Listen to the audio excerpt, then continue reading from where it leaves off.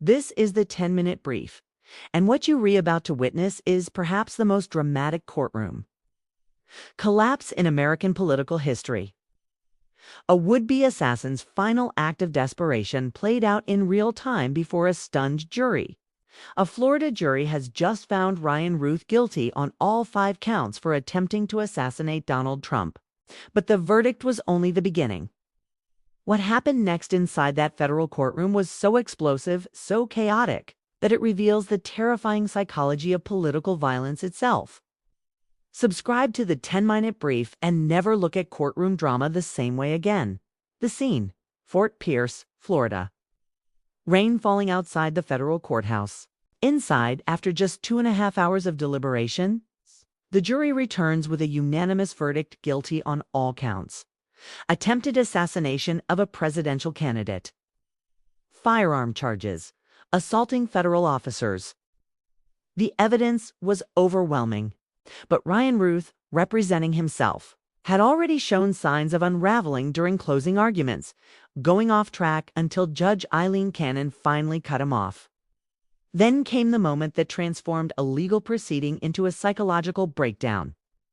As marshals moved to take him into custody, Ruth grabbed a pen and began stabbing himself in the neck, aiming for an artery.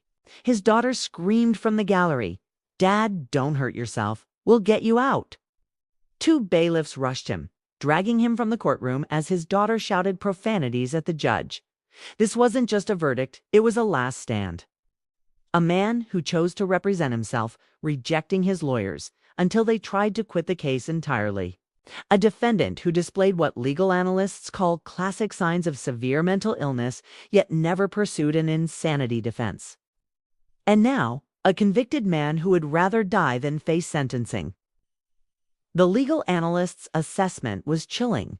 His lawyers would have asserted a mental health defense. What we just witnessed shows there's something wrong with Mr. Ruth. But without that defense, the courtroom became a stage for a different kind of truth, one about the fragile line between political extremism and mental collapse. So what happens now? The Bureau of Prisons will determine whether he belongs in general population or a psychiatric facility. But the larger question remains: how does a justice system handle a defendant who's both a political extremist and a mental health crisis? This case exposes the terrifying reality of modern political violence. It's not just about ideology, it's about psychology. About what happens when desperation meets extremism in a courtroom under the watchful eye of history. Thanks for watching the 10-minute brief, where history isn't just told, it's felt.